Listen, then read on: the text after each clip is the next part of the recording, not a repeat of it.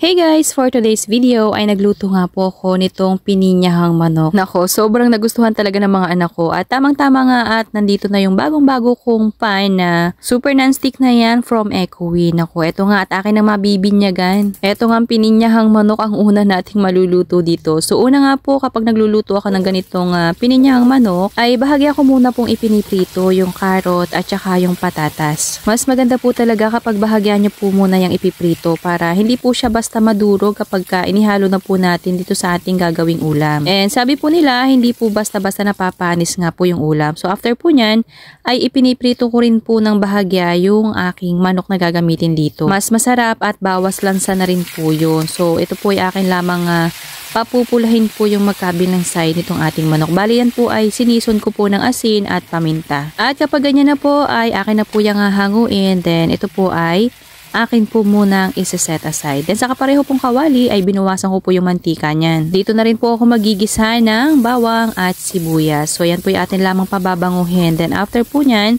ay ilalagay na rin po natin dito yung bahagya po nating ipinritong manok. Halu-haluin po hanggang sa magisa po ng bahagya dito po sa ating sibuyas at bawang. Then after po nating magisa-gisa ay maglalagay po ako dito ng mga ilang pampalasa katulad po ng isang chicken cube. Ilalagay ko na rin po dito yung pinakang sabaw nitong ating gagamiting pineapple chunks. At naglagay na rin po ako dito ng kalahating tasa ng tubig. So yan po yung ating tatakpan para naman po mas mabilis pong maluto yung ating manok. Kung wala pa nga po kayo naiisip na ulam, naku baka nakakalimutan nyo na po itong pininyahang manok. Naku, subukan nyo na po ulit tutuin. Super easy and simple lang din naman po yung mga sangkap. So ayan, at nung nakakulo na nga po, inilagay ko na rin po dito yung bahagya ko po kaninang ipinrito, karot at patatas. So ayan, halu-haluin at atin pa rin po yung tatakpan.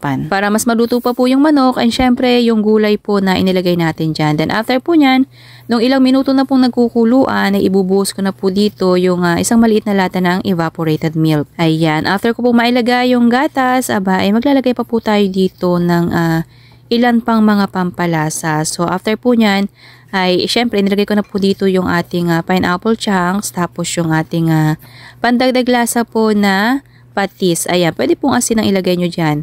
Paminta at saka syempre naglagay na rin po ako dito ng konting asukal, pandagdag lasa or pambalanse po sa mga pampalasa na inilagay natin dito. And natural naman po kapag pininyahang manok talaga naman pong manamis-namis po dapat yan. Then after po niyan, yan po hahayaan ko na lamang po sa katamtamang lakas ng apoy hanggang sa lumapot po siya ng ganito. Para po sa akin, ayoko po ng masabaw na pininyahang manok. Mas gusto ko po yung medyo paiga. Pero yan naman po ay choice nyo na. So ayan.